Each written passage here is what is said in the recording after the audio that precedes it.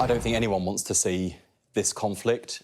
It was started by Hamas when they crossed over into Israel, unleashed unspeakable barbaric acts against innocent civilians and took hostages, including British citizens who are still being held captive. In that circumstance, Israel has not just a right to defend itself, but a duty to protect its citizens. And Israel and other countries, including ours, have a responsibility to get our people back. But one of the responsibilities I think we bear as an international community is to recognise the humanitarian catastrophe that's unfolding in Gaza, a responsibility to minimise loss of civilian life, those innocent civilians in Gaza lying in the darkness, wondering if the world is even noticing what they are going through. We have a responsibility to get aid and humanitarian support in. And that's why I think Secretary Blinken, our allies in France, our government and the Labour Party are right to urge a humanitarian pause to allow the safe flow of aid through. What's the difference between a humanitarian pause and a ceasefire? Well, you know, I think it's hard to, and this is the difficulty with the concept of ceasefire. We're dealing with a terrorist organisation in Hamas, which continues to... But what's the difference between a humanitarian pause and a ceasefire? Well, look, it is simply allowing humanitarian aid in without the risk of bombardment, without the risk of military fire. And that's what we're asking our ally in... It's just in a localised area. Well, that's what we're asking. That's what we're asking. You know, the players involved in this conflict to abide by. Israel is a democracy. It has rules to abide by.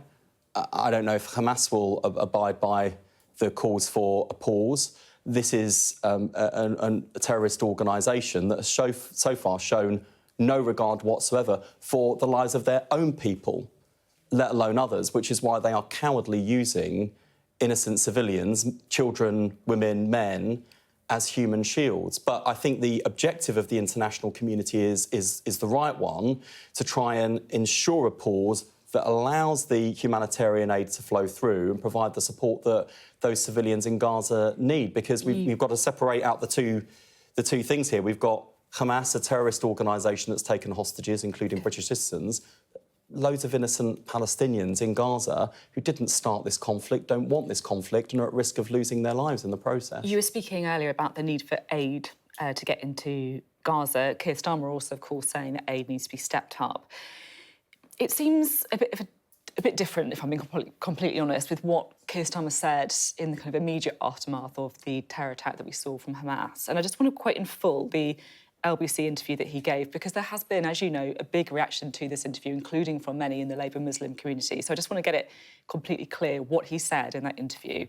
So Nick Ferrari, the presenter, asked what a proportionate response to the attacks would look like. Keir Starmer said the responsibility lies with Hamas and Israel has the right to defend itself. Nick Ferrari then says a siege is appropriate, cutting off power, cutting off water. And Keir Starmer said, I think that Israel does have that right. It is an ongoing situation. So does Keir Starmer still think that cutting off power and water is appropriate and that Israel has that right, or has he changed his mind? No, and look... No, he doesn't think it's okay to cut off power and water. So and actually, he's changed his mind? No, and I think the next sentence beyond, I think he once again returned to Israel has a right to defend itself. Look, in defence of Keir, firstly, he's acknowledged that people have interpreted his words as justifying those tactics, which that was not his intention at all. I've been in interviews with you and your colleagues before where you have a sustained line of questioning. There are lots of things that are whirring through your mind. You want to make sure you get it right. I think Keir was answering a previous question, not that direct question, so in all honesty. So but you think Labour's position has continuously been Israel has a right to defend itself within international law. Do you think and those laws are particularly important? I just want to come in, because are you saying that Keir Starmer misspoke in that interview?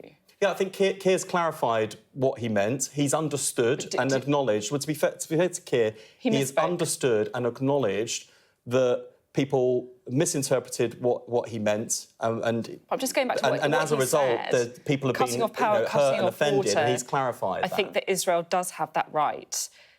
So And look, I totally get what you're saying about, interviews and etc. And I don't really think it's a bad thing if people do change their minds once they see more evidence and once they hear other views as well. So are you saying that Keir Starmer effectively misspoke in that interview? Or that he's changed his mind since? It was never Keir's intention to give the impression that we support those measures. He's been very clear throughout, as has David Lammy, our Shadow Foreign Secretary, Lisa Nandy, our Shadow International Development Minister, clear throughout. Israel does have a right to defend itself. What does that mean? But it's got to... because in any conflict situation... A ground invasion, would that be the right in any conflict situation, and especially at a moment where Israel has been on the receiving end of something which is extraordinarily unique and evil in the context of Israel's history. I think it's the worst act of terrorism that they have experienced. We've seen the unspeakable acts that were committed against innocent Israelis and the hostages that have been taken. It is at those moments when international law, the rules that we've collectively signed up to and agreed to, become even more important. And it becomes even more important to have good friends around you who will say, often quietly, and I know I think one of the challenges in this sort of conflict in the modern age is you always have people with megaphones who want megaphone diplomacy. That's not the responsible thing to do. And the Labour Party's left megaphone politics behind. I think what Keir has sought to do in this crisis is to act as leader of the opposition the same way that he would as a Prime Minister, trying to work effectively with our allies, to influence effectively, and to make sure that everyone's playing their part. Keir Starmer's been meeting with some Labour supporters from the Muslim community who, frankly, are quite angry about Labour's initial response to this. I mean, you must have been contacted by people in your constituency about this. Yeah, Keir acknowledged that in terms of that LBC clip you mentioned, that there were people who watched it, thought he was justifying those actions or supporting them and were hurt by it, and Keir's acknowledged that and he's clarified what he meant. Do you think that it might mean people just feel that they're done with Labour? Well, no. Is that what people have been telling you? No, I think that I think people have been upset and hurt and wanted us to be louder and clearer on the humanitarian crisis. But as an MP who represents a very diverse constituency with both Muslim and Jewish constituents, let me tell you,